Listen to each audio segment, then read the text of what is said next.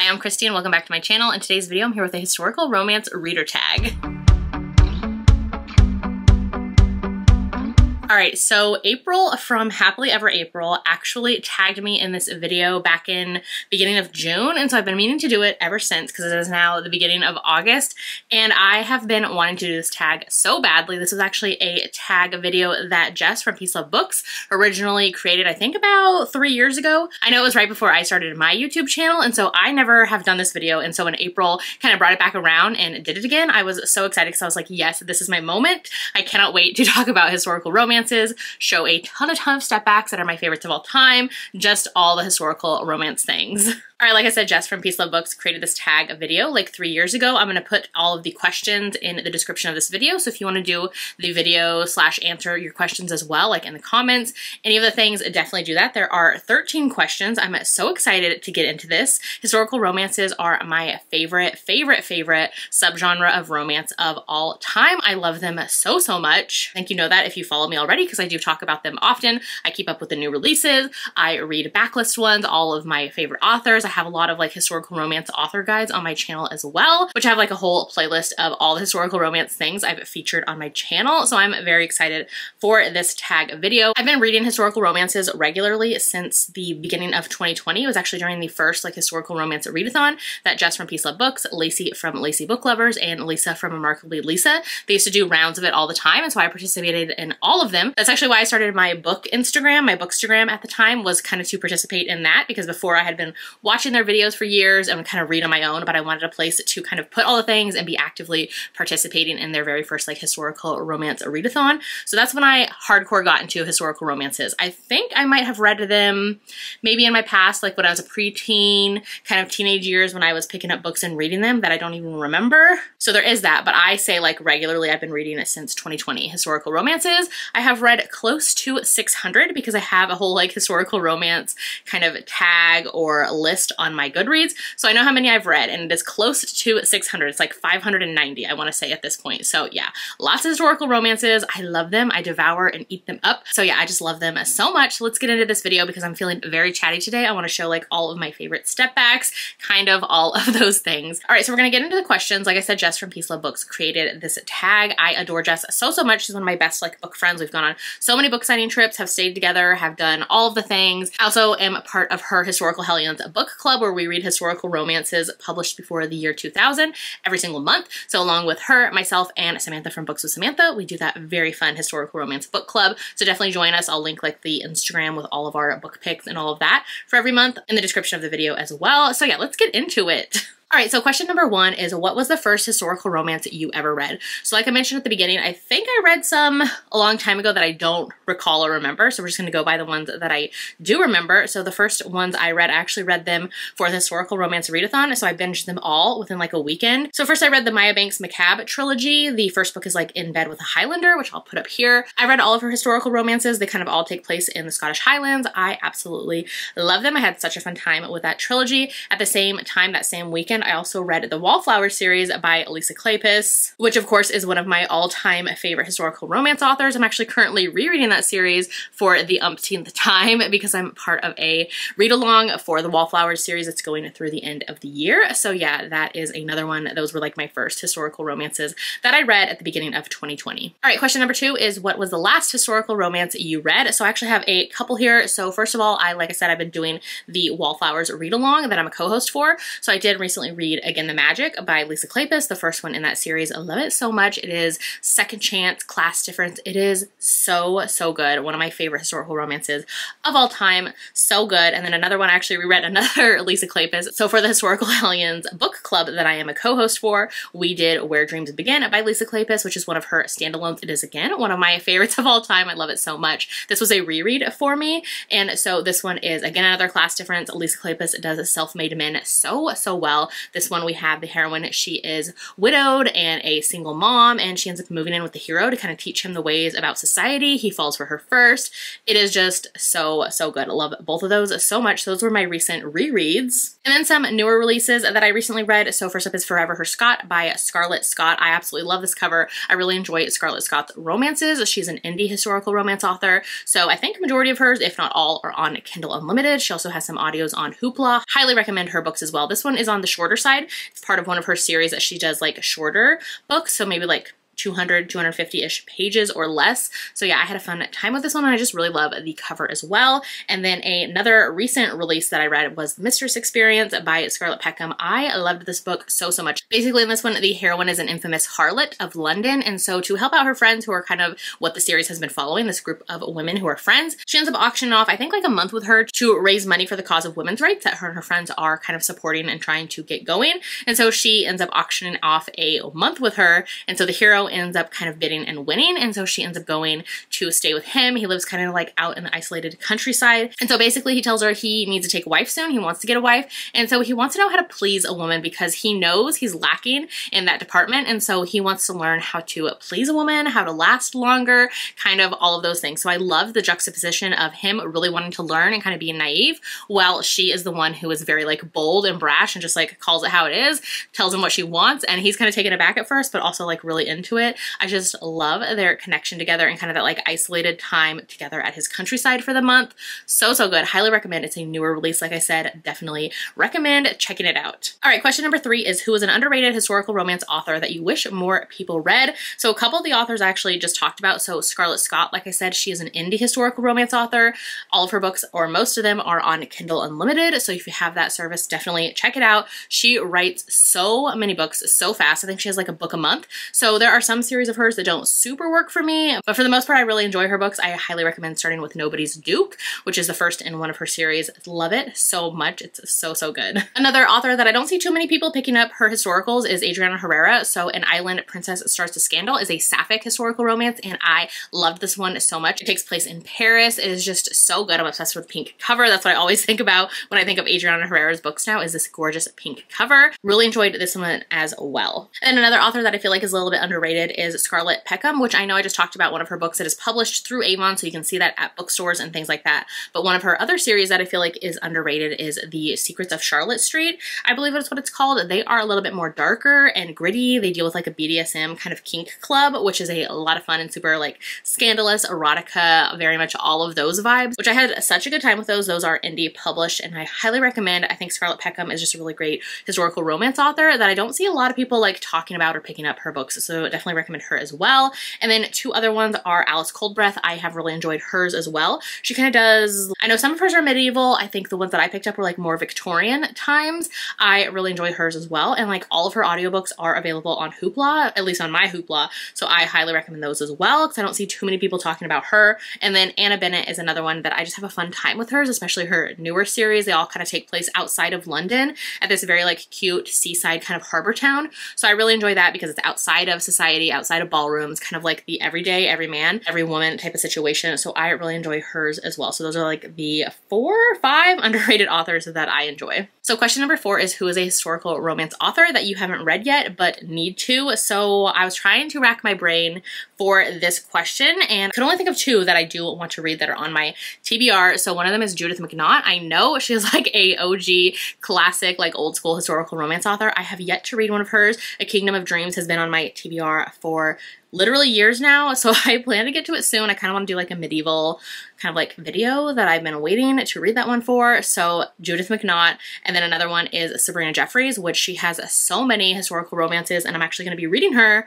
by the end of the year, because for Historical Hellions, our book club, we have a book picked for our December pick is one of hers. So I am very excited. I've heard such good things about her books. I feel like I'm going to love them. Hopefully I do. So yeah, Sabrina Jeffries and Judith McNaught are 2 that are on my radar that I haven't read yet and still want want to. Question number 5 is, what is a historical romance book you would recommend to people who are new to the genre? So this one, I do get asked this question quite a lot, especially on Instagram, like when I do the kind of Q&A type situations. So this one's kind of hard for me to answer. I have like a generic answer, which I will talk about those 3 books here in a second. But basically it totally depends. Like whenever I give recommendations, I want to kind of know what you're used to reading, especially if you're trying out historical for the first time, like as far as like your comfort with darker themes, content warnings, kind of all of those things. If you like more of the like fluffy, low angst rom-coms, if you want some like grit and angst to them, it totally depends on each reader. So take that into consideration. But basically the 3 that I recommend usually on a regular basis to like new people who are wanting to get into historical romances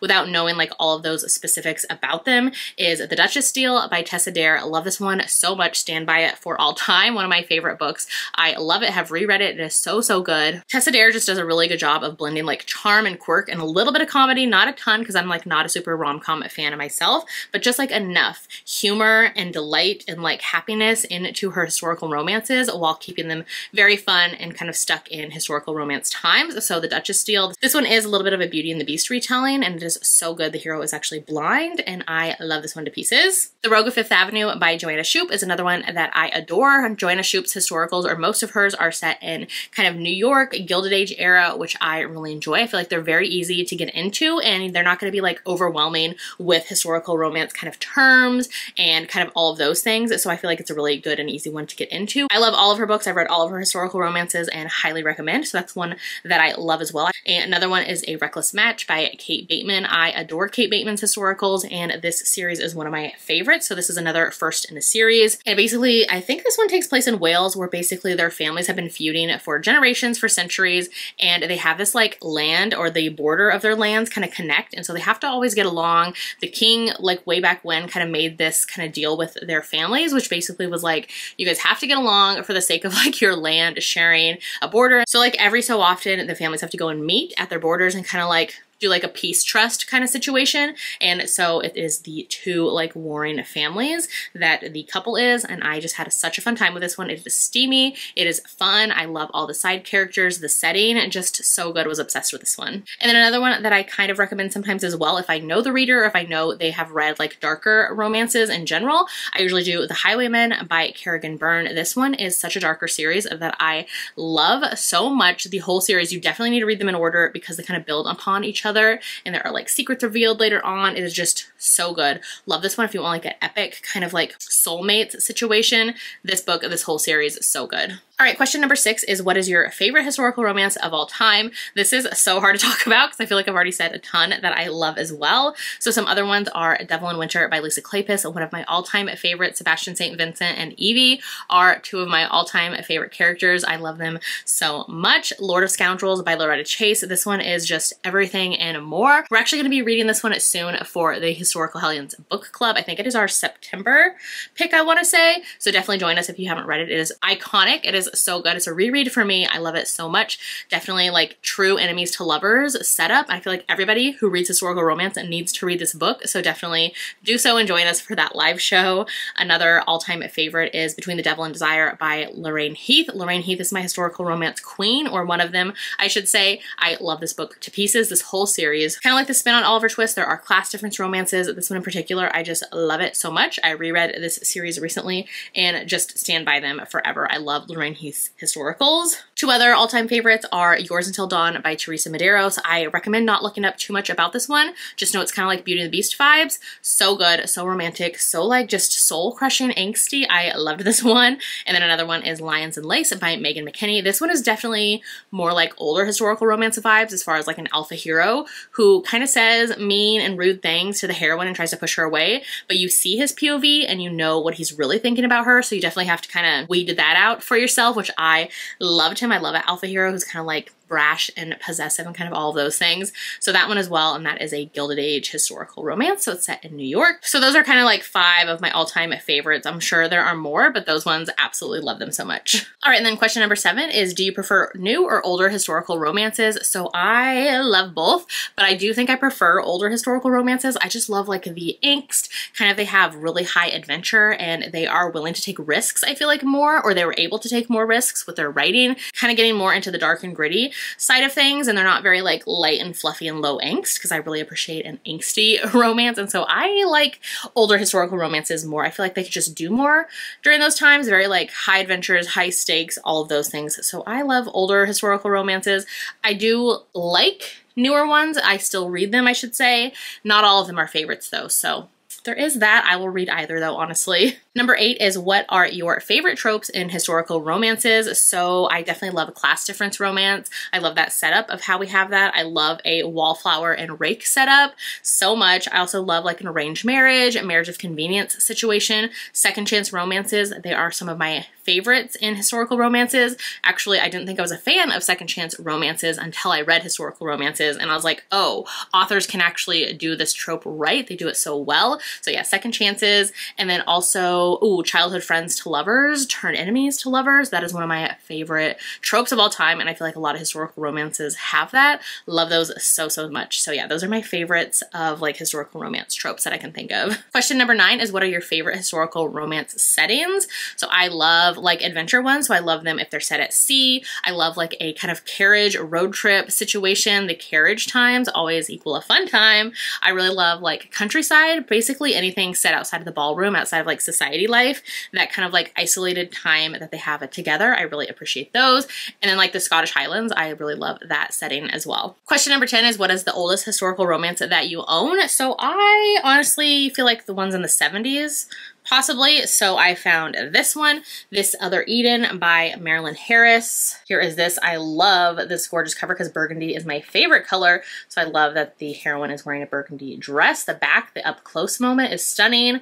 Love the like red pages, or the edges of pages that they did as well. This one I think was published in, let's look, together, 1977. So this one, like I said, is published in 1977. So I have a bunch of like older historical romances, and this is just the quickest one I could find. So probably like 70s-ish. So yeah, I do a lot of like cover lust buys. So yeah, this one. All right, question number 11, which this is the question that I have been anticipating. So this is, what is your favorite stepback that you own? And we're gonna get into a ton of them. I'm gonna show you like 20 because I love them so, so much, and have hundreds of historical romance specifically for their stepbacks. And so I can't wait to show you them all. All right, so first up we have Mary Jo Putney's Shattered Rainbows. First of all, the cover is stunning, and the step back moment as well. This is giving like vampire vibes, and I'm here for it. I love a double page step back, so you're gonna see a lot of those. Another Mary Jo Putney that I love is Veils of Silk. Again, I love them because of their step backs. I haven't read this one, so here is this one as well. I think it is absolutely stunning. The heroine on here looks absolutely gorgeous. I love like a full page spread.